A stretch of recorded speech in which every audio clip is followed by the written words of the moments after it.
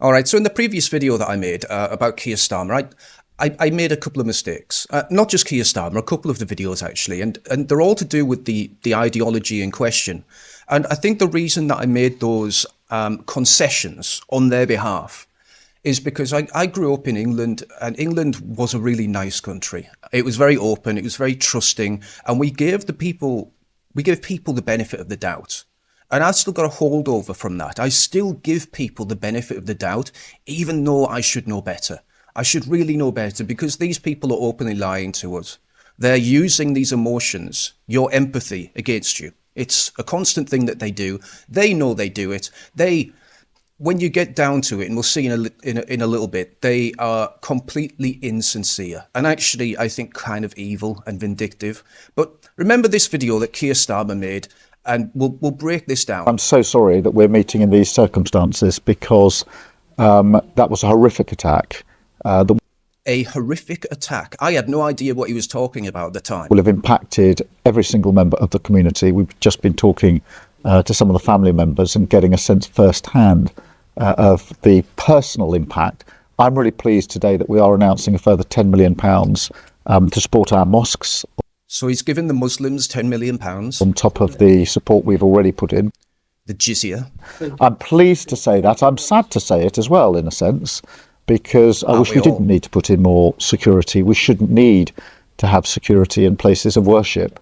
And it's sad that we do, but that just reflects the responsibility. What a disgusting face. Anyway, so the reason I was confused listening to this yesterday is because the last incident that I can remember involving Muslims was them killing two Jewish people outside of a synagogue. So I was thrown by this. I was like, did I get it wrong? Was it the other way around? Turns out, no, it wasn't. Keir Starmer here is talking about an incident in which a Muslim tried to burn down his own mosque for insurance reasons, who knows, right? But that was seen as an attack for some reason, and Keir Starmer just went with it, even though he probably knows, well, he definitely knows actually, that it wasn't an attack by anyone towards Muslims. It was Muslims doing the Muslim thing where they just gaslight everyone. So I was initially confused, but I don't think Keir Starmer is confused. He's giving more money to Muslims to try and protect Muslims from Muslims or something, whereas they're the ones that are openly going out and saying horrible things, attacking people, murdering people, going to synagogues, murdering Jews. They're the ones that seem to end up being the victim, though. They're the ones that garner Keir Starmer's sympathies. It might have something to do with this witch, whatever this is. Like, I don't know this woman personally, but every single thing she does makes me think she's a terrible person. So I can only say, from my perspective, she seems evil. She seems like she hates this country, and it seems like there's a cabal that is trying to overthrow the country. I can't be certain in this, but patterns and evidence and everything that I can see with my own eyes points to that direction. And the thing that they do usually is they play the victim.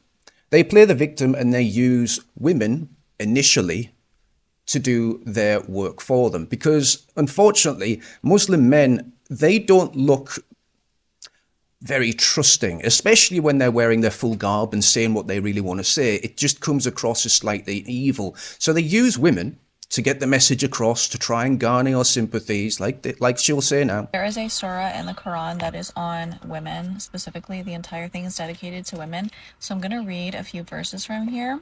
4:19, abusing women financially. O believers, it is not permissible for you to inherit women against their will or mistreat them to make them return some of the dowry as a ransom for divorce, unless they are found guilty of adultery.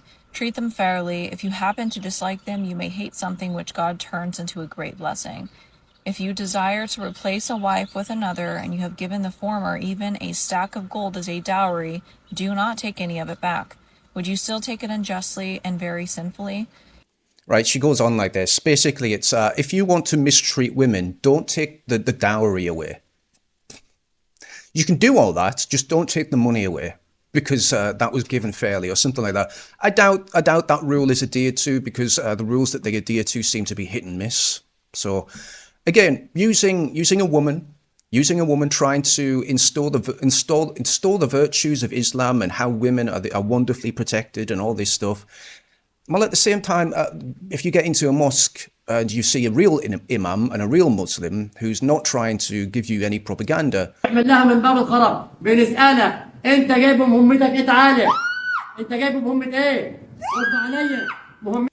right, well, goes on like that for a bit, not very nice.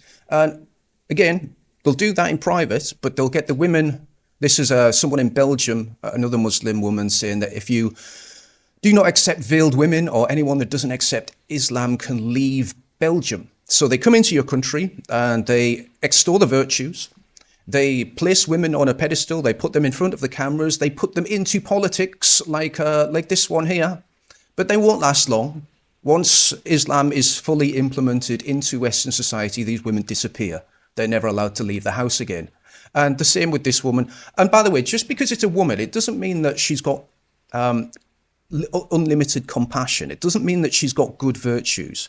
It doesn't mean that she wants the best for you or your own. It just means that she is the psychopath that they've chosen to lie. Because I'll be honest, guys, a lot of people don't really talk about this, but women are really conniving.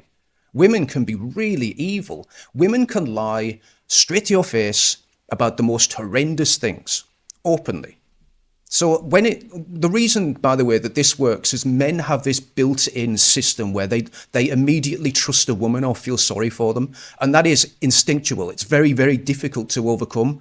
You have to be very rational. You have to be very critical of what anyone is saying to be able to overcome that initial burst of empathy when you see a woman talking about anything that's a little bit, dicey. Because the women are not super nice.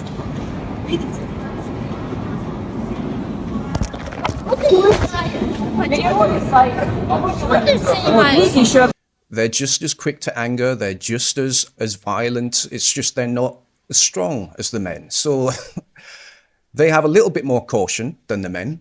They'll try and steal your camera. They'll spit at you. They'll do all sorts of horrible things.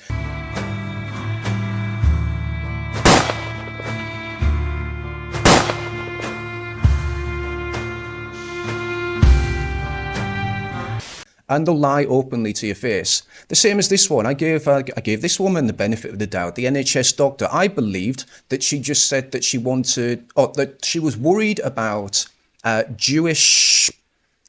some bullshit thing, some Jewish thing like Jewish supremacy or something. She said something like this against Muslims in the UK.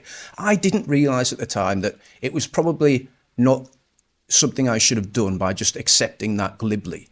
She actually called for the death of those people and the death of people in the West, and garnered over 220, actually up to now £160,000, in legal defences so that she can help stay in her job while spouting hate and calling for the death of people. As you can see, just another... Slitting the throat.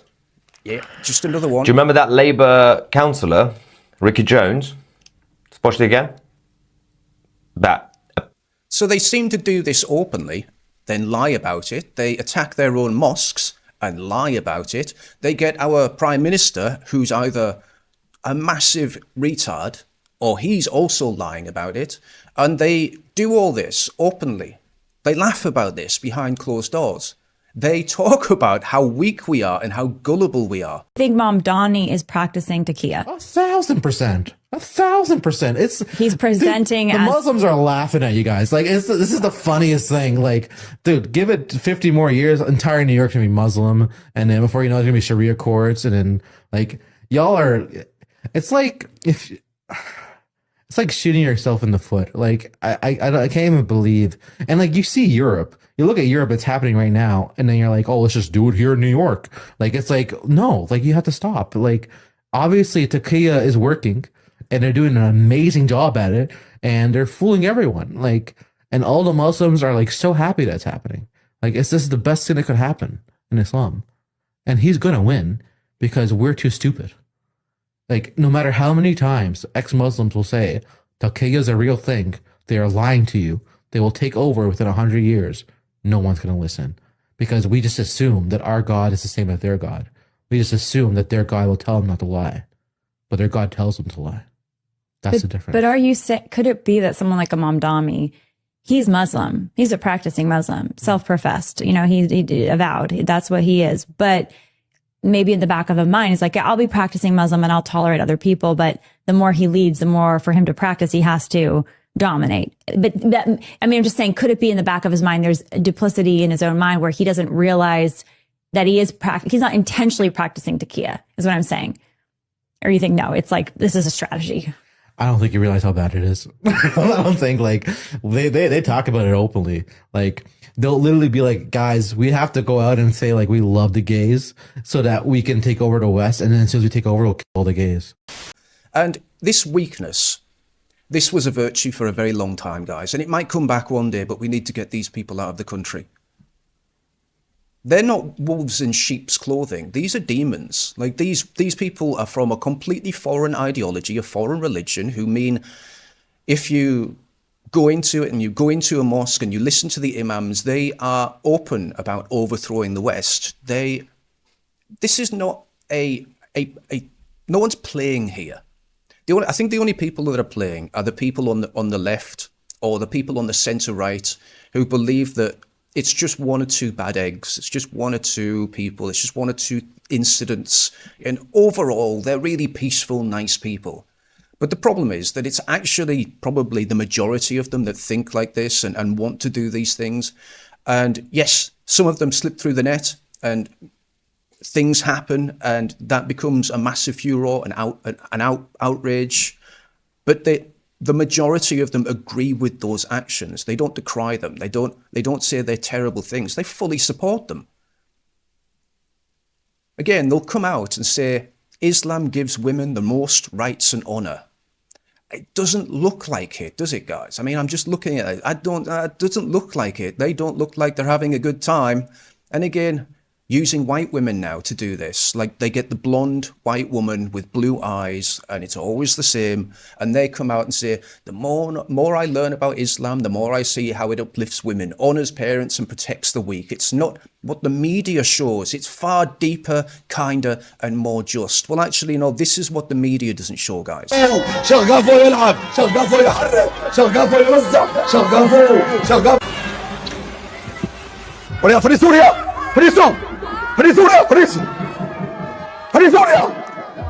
mean, this might be disturbing for some people, but there's no actual, no one's getting harmed here, so YouTube can calm down. This is just the reality of how they treat people behind closed doors. And by not being able to talk about this openly, we are allowing the wolf inside the door, okay?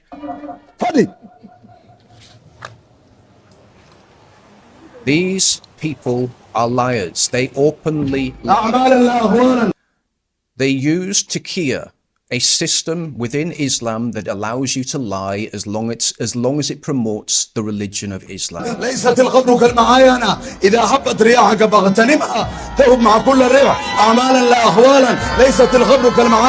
So they make the women wail and squeal like this. And if they don't, they beat them and they douse them with water or whatever this is. It might be water, it might be something way worse. I honestly don't know. But the point is, guys, I'm sorry. I believed in my naivety that these people were at least once not lying.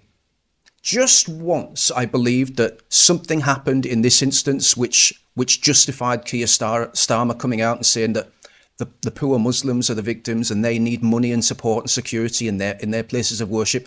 I'm sorry for even thinking that could be true. And I'm sorry for coming out and thinking that, where is she? But this woman, I'm sorry for coming out and giving this woman the benefit of the doubt and thinking that actually it was just a free speech issue and she wasn't actually calling for the death of other people. Again, I do fall victim to my own naivety sometimes, and I'm very sorry about that. I will try and be a little bit more stoic and dive a little deeper next time because it's annoying. I don't want to keep seeing the very worst of people. I really don't. I want to give people the benefit of the doubt. I want people to be good people. It's just every single time these, and I'm not saying all of them YouTube, but it seems like 95%, 98, maybe 99% of the time, they do horrible things and they lie about it. They claim to be the victim even though they're not. They openly gaslight you. All the while, behind closed doors, you see the truth, you see the reality, and you see the brutality. I'll try and do better next time. I'll see you there.